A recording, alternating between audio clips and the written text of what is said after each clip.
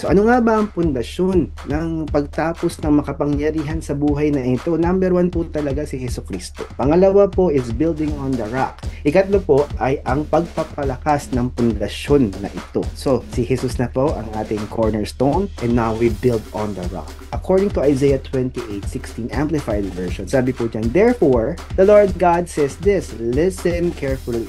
I am laying in Zion a stone, a tested stone, a precious cornerstone for the secure foundation, firmly placed. He who believes, who trusts and relies on and adheres to that stone will not be disturbed or give way in sudden panic.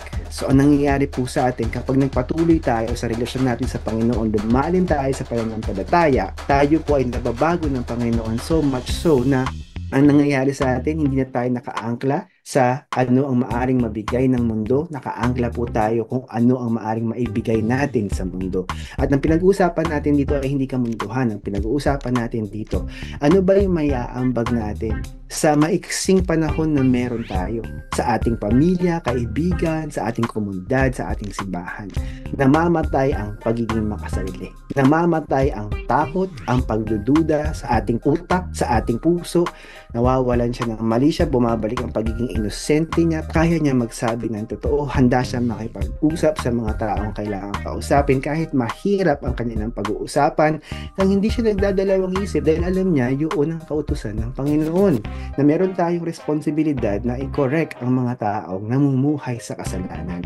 At kung magalit sila sa atin, hindi natin ito didibdibin. Kung magalit sila sa atin dahil saktan sila, ganun po talaga ang kalakaran. Kasi nga hindi na natin iniisip ang ating sarili.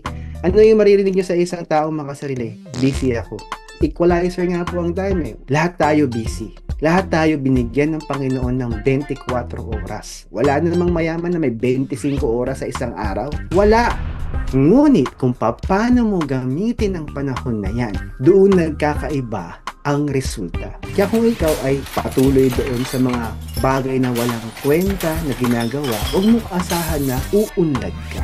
Ngunit kapag ang Panginoon ang patuloy nating pundasyon, ang katawan natin, pinapakain natin ng tama, ang utak natin, nilalagyan natin ng mga bagay na makabuluhan at katotohanan ng bibig natin, punong-puno ng pag-asa, punong-puno ng pagpapasalamat, punong-puno ng mga salita, mga kataga na nagbibigay lakas at tibay sa ibang tao, punong-puno ang ating bibig ng pag-ibig sa pagtuwid ng mga taong baliko ang kanilang sinasabi o ang kanilang ginagawa. Inaangat natin, inaahon natin yung ibang kapatiran o ibang mga tao sa kapaligiran natin para mabigyan natin sila ng tulak sa tamang direksyon.